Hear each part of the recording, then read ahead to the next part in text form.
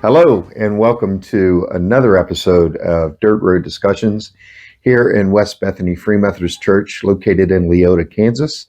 I'm Pastor Chuck, and with me, as always, Pastor Amy.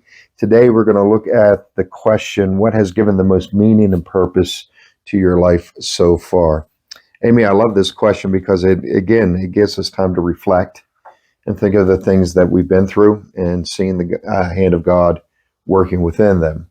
And because this is, between Christmas and now we're getting up to New Year's, coming up here on Sunday, it gives us an idea and thought that sometimes we need to just sit back and assess our lives, celebrate the good, celebrate the bad, making through the good, and celebrate how God is continuing to touch and that we recognize Him. So I love this, and I love that question. I think it goes hand in hand for what we're doing. So let's start off. Let's give you the floor. What would you say is the most meaningful or purpose that you've had in your life so far? Okay, I have to ask for clarification because we said we were going two ways with this. So we have to, first of all, I have to say salvation. It has to. So are we looking at that first? We can go spiritually, and then we can look at our general worldly life as well. Yeah, spiritually, it definitely has to be salvation. It's interesting to me how before I was saved, all those verses that I read made the idea of salvation, of following God, seem so restrictive and punitive. Mm-hmm. And then after I actually did it, I understood that verse, if the Son sets you free, you will be free indeed. All of the other scriptures that seem to contradict that came alive for me. And it definitely gave me more purpose than I ever had before. And it's twofold. First of all, that God would be willing to see me in this state I was in and still want me. That alone gives me purpose. Mm-hmm. And then secondly, that not only does He take us, He intends to do more with us than to just keep us as His own. The church is actually the embodiment of how the message is spread across the world. Right. So the ministry we are given after we're saved, that too gives you purpose. So I'd have to go with those two as the top ones. Yeah. Oh, awesome. Spiritually, when I think of myself, it's very similar to what you said. It's the salvation. The biggest thing that I really look at is really that next phase or step of God calling me to the ministry and me accepting the ministry. And I say accepting because I felt a calling 13 years before I actually accepted it, but felt it was just not a part of my life. I just didn't want to do it. But yet in those 13 years before God again pricked my heart and my mind and really called me into the ministry, the second time, and I accepted, it was like I couldn't imagine in that 13 years that the jobs that I had, the secular jobs I was doing, was preparing me so much for what He already knew He was going to call me for. And it was funny how it went hand in hand with that. And I think a lot of us would look at that and understand that those that have a true relationship with God, consider themselves, a follower of Jesus Christ, would recognize those things, that even in our salvation, even when God has called us to go through those doors that are open, that it's amazing how He prepares us before those doors come. Right. And I really look at that, and just a couple of things I noted as I was preparing for this is those jobs, like I said, I worked before that, preparing me. The fact that when I accepted the call to the ministry, I was working as a call center director of operations and had like 900 employees underneath me. But within a week and a half, I found myself losing that job, being asked that, and at that point, understanding that when that job was lost, it was purposeful because I understood that God really didn't see how me taking care of 900 people and being called to the ministry would work. So I was accepted to that. And the fact is, even beyond that, stepping out in faith and to leave my superior job and take on a full-time ministry later in ministry, because I struggled with that. When I went into the ministry, most churches, as we are aware, most churches are hard financially strapped, Yeah. to bring on a full-time minister. So I was working bivocational. I was still having a secular job, not as meaningful as my director of operations job, but it was paying the bills. But yet inside me, it was tearing me apart that I wasn't being fully faithful to God and obedient to his call. Yeah. And I struggled with this as a minister until one day I drew a line in the sand and said, okay, this is it. On this day, I am going to resign from my job and I'm going to go full-time into ministry, not and knowing that the church I was at really could not afford a full-time minister. Yeah. But I wanted to be that obedient to God. And because of that, things happening where we had a merger between two churches, and then the fact that a conference calling and asking us to be a partner with another church, and all those things, those mergers, that partnership, even the move to Leota here with 6 months ago, Yeah. I look at all being obedience to God, building and growing this calling that he did so many years in the past. And it amazes me. I think of Matthew 25, the parable of the talents, right? And I love the fact that in that verse 21, verse 23, they're the same thing. Is once the guy with 5 talents comes and says that he took those talents and doubled them to 10, Jesus said, well done, good and faithful servant. You have been faithful with a few things. I will put you in charge of many things. Come and share your master's happiness. I love that. Yeah. And then in verse 23 saying, even though this other servant didn't have 5, he had only 2, but he comes with those 2 bags and showing that he did all the effort possible. He gets the same well done, good and faithful servant. I don't know about you, but I do not want to hear the words that we hear from that one talent, Yeah. you wicked and lazy servant. And I think that gives us the purpose of meaning in our lives, at least in my point of view. That gives me a purpose of meaning in lives, that I need to be full, bought into the situation, but also excited and energized to continue the process. Yeah. Yeah. Yeah. So how do you feel about that? Do you think people struggle with keeping the energy of even knowing the meaning of purpose spiritually in their lives? I think sometimes we do. I think, when we get tired, especially, I think it's more when we lose focus, when we're distracted by other things.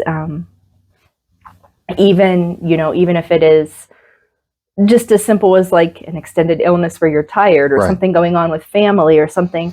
The second you divert your focus, it's like anything else. It's like driving. I don't know about you, but since we came to Kansas, sometimes I find it easy to divert my focus because nothing moves. Yeah, exactly. And then I'll come across the one curve there is and be surprised. Right. And if you divert your focus, sometimes you end up going where you're not supposed to go.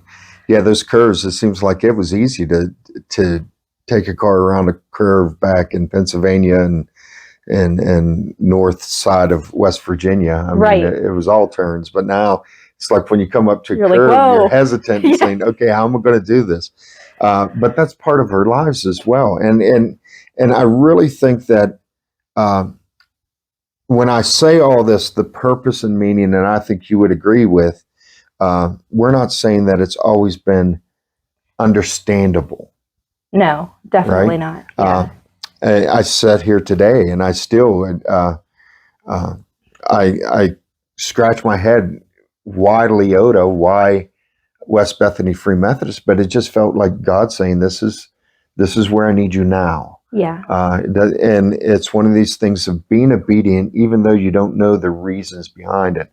And I would tell you, because of that there's been times, even in this 6 months, that I've struggled with, well, why? Yeah. Why here and why now?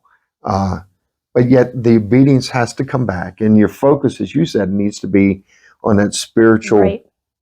reasoning of God knows, and he's not going to do anything to cause conflict if we just be obedient to his call, right? Yeah. Yeah.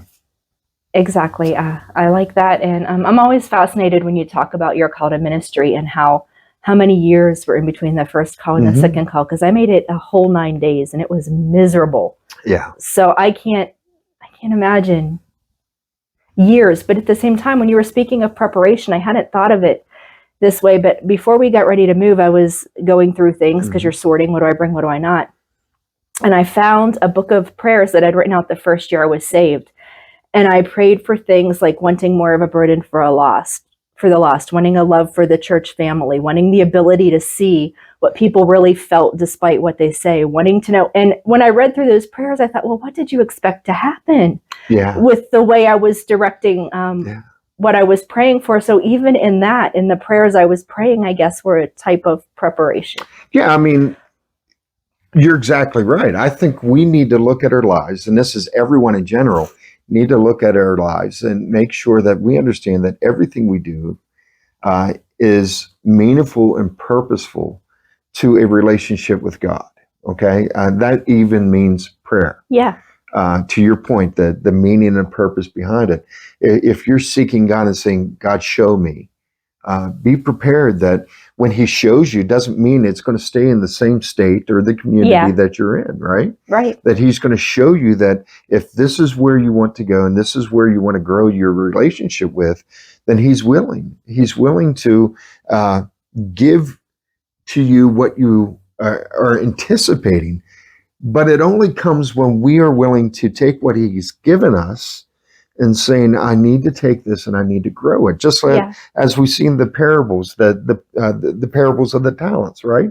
The one that had the talents and was afraid to lose it because they knew how important it was to the harvester at that time, right? Yeah. They hid it and buried it under the ground and then gave just the single thing that He gave. Him in the first place. And this is why I'd look at those words and say, you wicked and lazy servant. This is something that gives me the energy every day of my life to say, I don't want to go down this path. Right. So I need to assess my life personally, but also I need to give God the will, the ability to show me those things that maybe I have a blind eye to. Yeah. Right? And I think a lot of people, when they look at the most meaning and purposeful thing in their life, let's be honest, they struggle with finding the positives more than the negatives. Yes. Right? Yeah. And well, you look at even New Year's Eve, what's it called? The resolutions. Resolutions. All resolutions is, this is the negative, but I want it to be better. Right. This year. That's true. But yet, if we take the time to look at the most meaningful and purposeful thing of our lives for that year or in the years in the past, then would we not look at that and say, this brings meaning, so I want to grow that meaning even more? I hadn't thought of it that way. That's a good point. Yep. Well, it just came to my head, so I had to spit it out before I lost it. Anyway, we're looking at this, and there is things that in our lives, and I really think this is something that is really thrown to the wayside in our worldly views, because we struggle to find the positives in everything. Yeah. And we look at the negatives, and we look how people, even how we spoke last week about being upset with God. Usually, it's the negative things that draw us to that, right? So, how do we gain beyond spiritual? Let's look a little bit about your worldly life. I mean, do you see things, Amy, in your life that again, even though we say worldly lives, I guarantee we're going to come back and say, well, it was because of God that it's impossible to untie it. Exactly, it is. But definitely, I would say family, and as a caveat to what you said, it is really impossible to untie it. I would say I would consider family what gave me the most meaning and purpose before I was saved as well, but I was much more frustrated then because I didn't have family in its proper place, and I didn't understand how I was supposed to respond, I guess, to family. It isn't until after salvation that things really fall into the line that they're supposed to fall into. So I would definitely say my family, my daughter, my mother, my brothers and sisters. But since being saved, I'm much more aware of what their greatest need is. Right. And that alters how I interact with them. And it also alters my relationship with them, because even if things are more difficult now, I don't look at that difficulty in the same way. I used to, when I said my family gave me purpose in my life, I elevated them up here. So if something happened, it was devastating to me. Right. But now I know where they belong. God is first, and everything flows through that. Mm-hmm. And they are just people. So if something happens, it doesn't have that same climactic shock that it used to have before. So I would probably say family. In fact, one of the first messages I got when I said I was going to enter the ministry was from my brother-in-law in Virginia. And he said, it's been a few years, so I can't remember exactly, but he said something like, start with your family first, and then your church, and then your community, and then the larger community. But make sure to remember to start with family first and work out. And I think that's a good perspective. And he said sometimes it's easy to forget that. He said something like, because they're difficult. Family is difficult. But once you are saved, it's important to realize that everyone, even those closest to you, that sometimes Right. it's hard to talk to. Jesus. The Bible tells us even Jesus himself struggled with his family. Yeah. He pretty much did not believe or did not want to address him even as the Messiah. Yeah, right? They go to collect him when he's exactly. They're saying, "Come on back, crazy guy." Just shh. Yeah, let's be quiet about it. And I think our family sometimes does that. It holds us back. That's probably the most meaningful and purposeful to me as well is family and where they sit. And the funny thing that we say that, and they are the hardest sometimes as critics. Yeah. I remember telling my mom that I felt God calling us to Leota, Kansas, and this was the opportunity. And I told my mom and dad together, and the first thing out of my mom's life or mouth was, "Okay, so we won't see you again. We'll die before we ever see you again." And that was their first impression, that the first thing that came out of their mouth. However, I knew there was more to it. Yeah. It's the selfish pattern that a lot of times why we're so critical to our family. Yeah. It's because we don't want to acknowledge that God maybe is calling them to something different compared to what they're calling themselves in their lives. And we struggle with this. But on the good note, the meaning and purpose, I look at my wife. We've been married now going on 28 years, and it's great to understand that she has such a willingness to be obedient to where God's calling us.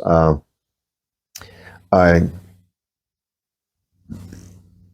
can't express enough the fact that if you don't have that as a minister, if you don't have that support and obedience with your wife, with your kids, it makes the calling even harder. And I can imagine some people that's really even just not even a calling to ministry, but just at least following Jesus Christ or being that Christian is battling this today because of the critical conversations they're having with family. And I love how you said it was your brother that said my brother-in-law. Brother-in-law. Yeah. I think it's great to understand that the most critical is family, and those are probably the ones that need your attention most when it comes to this calling, because they knew Amy before Pastor Amy. They knew Chuck before Pastor Chuck. And even as Pastor Chuck, you're still just Chuck. You're not in the family. Exactly. And they know how to get under the skin a little bit more than others to draw the old me out more than the new me. And because of that. We They struggle see sometimes you, to right? keep that close hand. We'd rather, as a minister, a lot of times I like to back away because of the Yeah, being criticized so they much. see you in your weakest moment, Yeah, and they know exactly. how to put you there. Oh, yeah. When they want to, definitely. Yeah. Yeah, and I love my kids. My kids, leaving CJ and Alexis and my grandbabies, my two grandboys, back in Pennsylvania to make this move. It was one of the hardest things, the hardest pill for me to swallow. I would have loved them to come with us, but I understood that they established themselves as a family, and I totally supported their decision to stay. But now we're distanced 20 hours away. Yeah. And it does. It struggles at times. But then I see my oldest, or then I see Colton, and I've seen the good things that's happened in 6 months, Right. where he's back in school and within a year going to have his bachelor's degree. I see my other son Camden starting this process to college now that he's out here and ready to go. And I see Kaylee, and she's been just flourishing, Yes, compared to she what has. she has had back in Pennsylvania. And it just reminds me that, again, that God's willing to say, I've put you in charge of a few things. Now I will get you, or give you more. And he does that through your family. He does that through your Right. support. He does that through even his calling to different areas of ministry. And I love it. And I feel like I'm talking too much today. That's okay. So, Amy, what else do you have? What you're saying is actually reminding me of one of your sermons from a few weeks ago, where you talked about the importance of God first over family. In that verse in Matthew where it speaks about hating father and mother, son or daughter, and that you have to have that preference for God. And what I think we don't realize when we're unsaved is it's only when we have that preference for God that we get the positive things with the family. Yeah. When we try to direct things on our own, unsaved you would not be here in the middle of Leota, Kansas, watching this happen to the 3 children you have here. Right. And I know for me, there are things that I've seen with my family that, 1, I may not even recognize as a positive, and 2, I don't know if even would have happened had I not come to Christ first. So it's interesting to me how much more clearly in the instant I got saved, things became to me regarding my family, because the one thing that I would have said had given me purpose to my life before salvation would have been my daughter. It would have been being a parent. Everything I did was based on being a good parent. Aside from going to work, the first time I left my daughter with my mom to go somewhere, she was 8 years old. She had never been with a sitter, period, except for when I had to work until she was 8, because my priority was she went where I went. If she couldn't go, I didn't go. She did what I did. But it was unfair to her because I had put her in a place of worship in my life. And that skewed our relationship in a way it never had intended to be. And it also affected, even though looking from the outside, people would look and say that I had the marks of a good mother, she wasn't in the place she should have been in my life without God. Without God, you can't be a good anything. Right. You may meet the world standard of good husband, wife, mother, father, sister, brother, friend, but until you have God directing those steps, you have no idea what that even means. Speaking of friends, even, I have a couple of friends, and before we came out here, something happened, and I needed some input, and so, they're both saved, and I go to them and I say, I have this question and I need your help. What do I need to do? Well, what I love is both of them didn't answer right away, and they said, give me some time. They come back and we do this video chat so I can see them. So the first one comes back and she has a Bible in one hand and a commentary in the other, and she says, I think this because I prayed and because of this. So the second one, she comes back and she says, I prayed, and she has a Bible and a book of common prayer.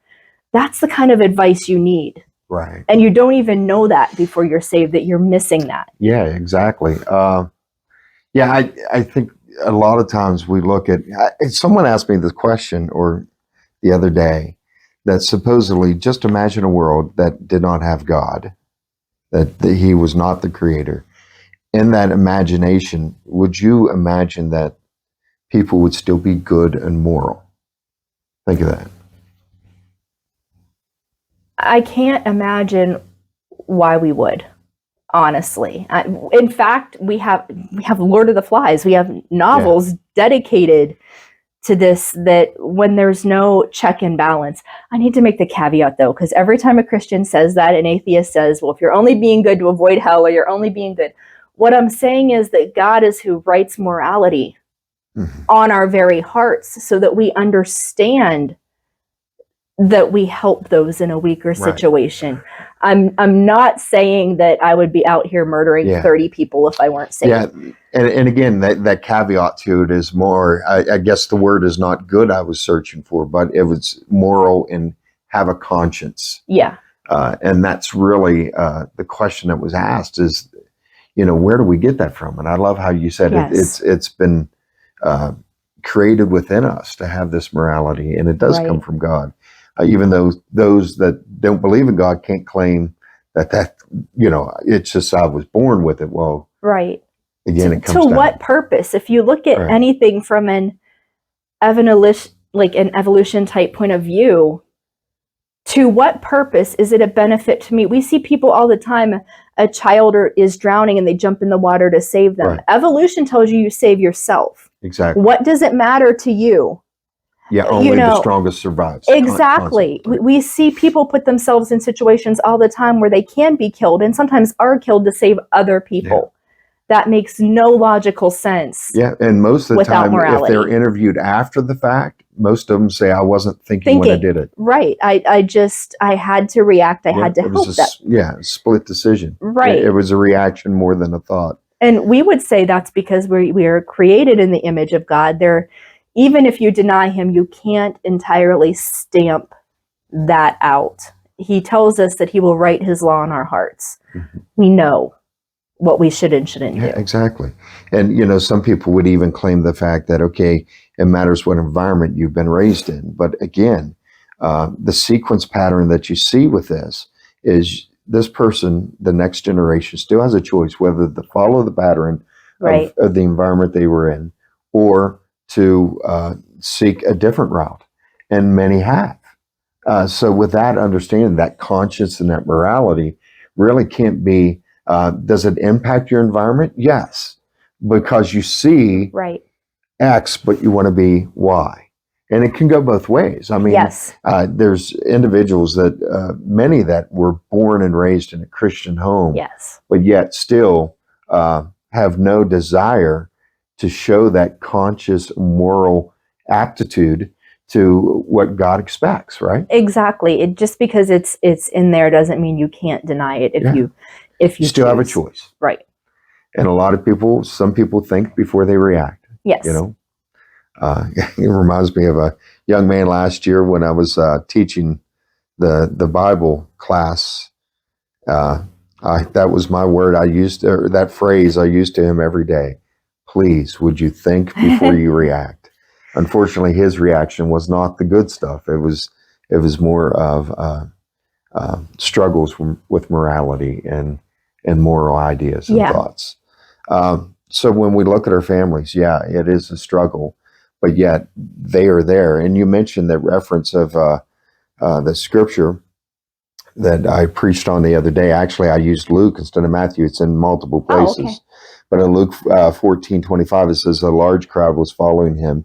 And he turned around and said to them, if you want to be my disciple, you must by comparison hate everyone else, your father and your mother, wife and children, brothers and sisters, yes, even your own life. Otherwise, you cannot be my disciple. When I look at that 25 and 26, to a normal worldly view, when we see the word hate, and this is what we talked about, and you alluded to, we're not saying that you have to have a disdain, a malice concept. Hate in the Greek translation was that you prefer something over the other. And that's what Jesus was saying to them, that your preference needs to be Jesus first. Right. No matter what. And like we said, we tried to split the spiritual from the worldly things, but you can't, because if you're really following Jesus and having that relationship with him and committed to that, then you understand it's Jesus, Jesus, Jesus. And these things just need to be dealt with, looked at, lived with Jesus first in our heart. Yes. Right? Exactly. And if they're not, you are not going to be content. You're not going to have the meaning and purpose. Right. One of my favorite books, even though it's a very strange book, is Ecclesiastes. And it basically talks about that, about how elusive satisfaction is. And no matter what you chase, eventually it will fall out from under you. And you even mentioned about New Year's resolutions. How many people do you talk to that they think if something happens, if I get this job, if I can only get out of debt, right, if my husband comes back, if I can save my marriage, if we can have a baby, then I'll be happy. No. But it's never enough. No, it isn't. No, it isn't. And even when you're obedient to God, just let me say the caveat to that is you're still going to have those times that you just feel a stirring of there has to be more. Yeah. Right. And, I'll often think, and I've heard this many times, that God cannot reveal everything to us because it would be just too overwhelming for us to accept everything, to have that much knowledge and that much wisdom. And I can understand even King Solomon asked to be the wisest man, right? To have wisdom. Yeah. Is what he asked for. But even with all that wisdom, think of how many concubines and wives he had. I was going to say how far he fell even with that. Because he looked for other avenues for satisfaction, even with that wisdom that he had. Right. Okay, Aim, any final thoughts as we come up to the end of our time? I guess my final thoughts is it's definitely a good thing, I think, to look for things that bring meaning and purpose to your life. James tells us every good and perfect gift is from above. The good things in our life are from God, and it's okay to appreciate those. Just keep them in the place they belong. Yeah. Yeah, I love that. Yeah, and just to piggyback onto that, my final thought was also, assessing your life is important. Yeah. You are probably the most critical person to your own life that exists. And there's many times that you will look at your life and say, why didn't I do more? Or why did this happen when I did this? Yes. But even in that critical thought of assessing, when I say assess your life, I think the most important thing is assess your relationship and commitment with Christ. First and foremost, that's the first thing that you need to look at. It's a part of breathing. He is the God that has created us. He's the one who gives us breath in our lungs. So in that assessment, it needs to be, okay, where do I fit in my relationship with God? And a lot of times, we got to be honest. We can be critical and say that I haven't given my 100%, let alone my 110%. Yeah. But God expects us, because he gives his all, that we also give his all, our all to him. And that's my final thought for the new year to come, is just continue to put God first and continue to look on how to grow this relationship more solid and more in tune with God and his expectations. Right. And when you do, things fall into place. We are looking for meaning and purpose. God is not for himself and not for us. He knows it. So if you keep that connection, he will guide you where you need to be. Yeah. I mean, his meaning and purpose, in my idea and thought and opinion, is to be in eternity with each and every one of us, by his side and being a part of them. That is his meaning and purpose. And I think when we look at life that way, anything that happens to us or even to people that we love, if we can see that being the end purpose, that I don't understand the mess it looks like I'm in now, but I know, because Peter tells me that God desires none should perish, that all should come to salvation. I know what he's working toward. So whatever it looks like here, because I know God's meaning and purpose, I can accept it. Exactly. I love it. So next year when we come together, next year, it's funny, isn't it? Hard to believe that this year has gone by so quickly. But we're going to look at the question, consider the fruits of the Spirit and how they relate in our lives. And I love fruits of the Spirit, again, reminds us that even these things that we have, these fruits that are tangible, are not because of our own doing, Yeah. but from the capital S Spirit that continues to give them. So we're going to look at consider the fruits of the Spirit and how they relate to your life. And I hope that you just have a great New Year's as we come together next week. And we ask that you just continue to just put God first. And I hope, in my prayer, as each of us feel the blessings of our Lord Jesus Christ, and we acknowledge where they're at, and we acknowledge that He is a God of mercy, grace, and love. Yeah. And just soak that in, soak it in. As you're with your family in a holiday season, soak in how beneficial God is in your life today. Until next time, we hope that God continues to bless you. This is from West Bethany Free Methodist Church in Leota, Kansas. I'm Pastor Chuck and Pastor Amy. And until next time, we'll see you again.